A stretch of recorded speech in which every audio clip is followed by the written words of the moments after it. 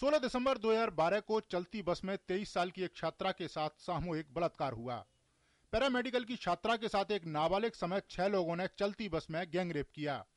देश के अंदर शायद गैंगरेप की ये पहली घटना थी जिसने संसद से लेकर सड़क तक सबको सन्न कर दिया। पूरे देश में विरोध प्रदर्शनों का सिलसिला जारी था। संघर्ष के बाद निर्भया हमको छोड़कर चली गई, लेकिन जनता के आक्रोश के बाद सरकार ने सुप्रीम कोर्ट के पूर्व जज जीएस वर्मा की अगुवाई में 3 सदस्यों वाली समिति बनाई, जिसका काम था 30 दिनों में एक रिपोर्ट देना। रिपोर्ट में यह बताना था कि बलात्कार और यौन उत्पीड़न के मामलों में कानून को कितना सख्त और पैना किए जाने की जरूरत है और ये कैसे किया जा सकता है। That they did not want some sort of a Babylonic law, but they wanted a law which was based on reason, and death was certainly not an answer to the issue of rape. So that was an important statement they made before us. 3 सदस्यों वाली Verma committee ने अपनी report सौंप दी, जिसमें बलात्कार की परिभाषा को ही बदल कर रख दिया।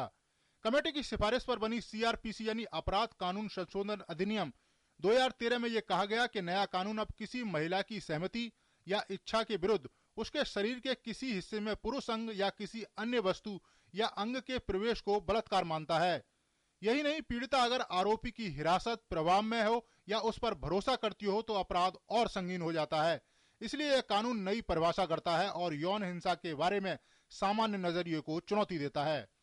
वर्मा कमेटी ने एक कड़ा प्रस्ताव किया कि दुष्कर्म से मौत पर कम से कम 20 साल या जीवन भर जेल की सजा, लेकिन मौत की सजा से इनकार।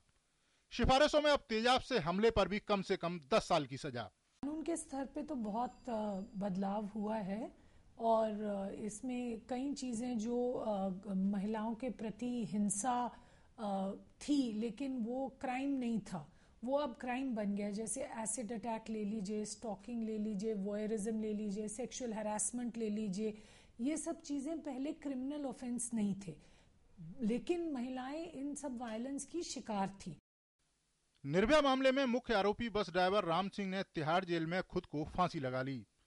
किशोर न्याय बोर्ड ने 5 जुलाई 2013 को फैसला देते हुए रेप में आरोपी नाबालिग को गैंगरेप और हत्या में 3 वर्ष की सजा सुनाई, जबकि 4 आरोपी अक्षय ठाकुर, मुकेश, पवन गुप्ता व विनय शर्मा को अदालत ने फांसी की सजा सुनाई।